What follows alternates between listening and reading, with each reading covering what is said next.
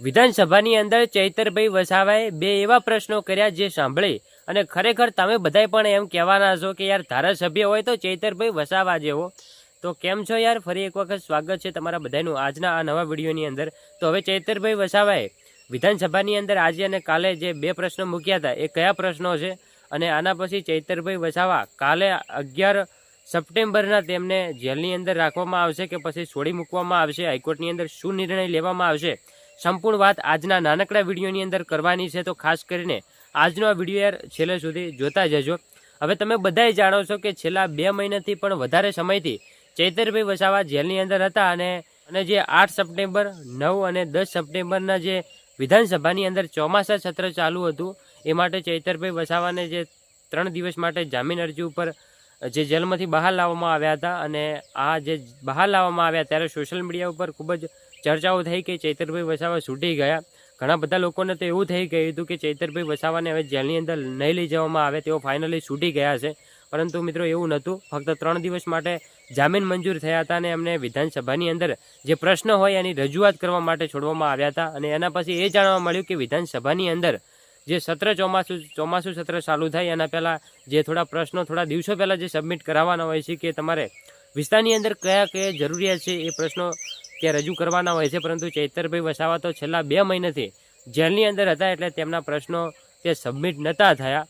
પરંતુ ફાઇનલી જે બીજા લોકો, જે બીજા ધારાસભ્યો હતા એ પ્રશ્નો પૂછતા હતા, એની અંદર ચૈતરભાઈ વસાવાને લાગતું કે આ પ્રશ્નો અમારા વિસ્તારની અંદર પણ ઉદ્ભવ્યા છે અને લાગતા જે પ્રશ્નો હોય એમ જ જે પેટા પ્રશ્ન તરીકે તેઓ પૂછી લેતા હતા. એવી જ રીતે તેમણે વિધાનસભાની અંદર કાલે અને આજે 2 પ્રશ્નો પૂછ્યા હતા. અને બધાને ખબર હશે કે એક સરકારની યોજના છે કુંવરબાઈનું મામેરું કરીને, આની અંદર દીકરીને જે સહાય આપવામાં આવે છે સરકાર તરફથી જ્યારે એને પરણાવવામાં આવે ત્યારે, આ લઈને ચૈતરભાઈ વસાવાએ વાત કરી હતી કે જે કુંવરબાઈનું મામેરું છે એની જે સહાય છે એ આજની જે પરિસ્થિતિ છે જે વધતી જતી જરૂરિયાતો પ્રમાણે એની જે થોડી વધારી નાખવામાં આવે, જે આપવામાં આવે છે સહાય એનાથી થોડી વધારે આપવામાં આવે, એ દીકરીઓ માટે ચૈતરભાઈ વસાવાએ પહેલો પ્રશ્ન પૂછ્યો હતો.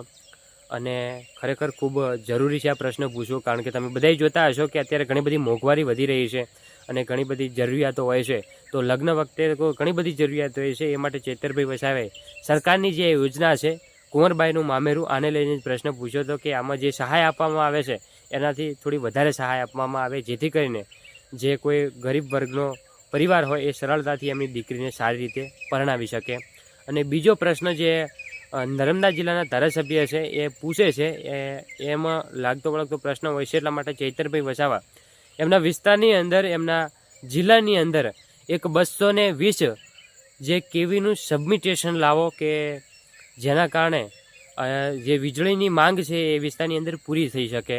તો ચૈતરભાઈ વસાવાએ બસ એમના વિસ્તારના લોકો માટે જ આ 2 પ્રશ્નોની રજૂઆત કરી હતી. તો કાલે એમને ફરી પાછા જે હાઈકોર્ટની અંદર લઈ જવામાં આવશે ને અહીંયા નિર્ણય થઈ શકે ચૈતરભાઈ વસાવાને છોડવાના છે કે નહીં. તો બસ મિત્રો આ વિડીયોની અંદર આટલું જ. આગળ જે પણ માહિતી મળે છે એ સૌથી પહેલાં તમને આપણી આ ચેનલના માધ્યમથી આપવાનો પ્રયત્ન કરતો રહીશ. તો ખાસ કરીને આપણી આ ચેનલ સાથે જોડાયેલા રહેજો અને ચેનલને સબસ્ક્રાઈબ કરી દેજો.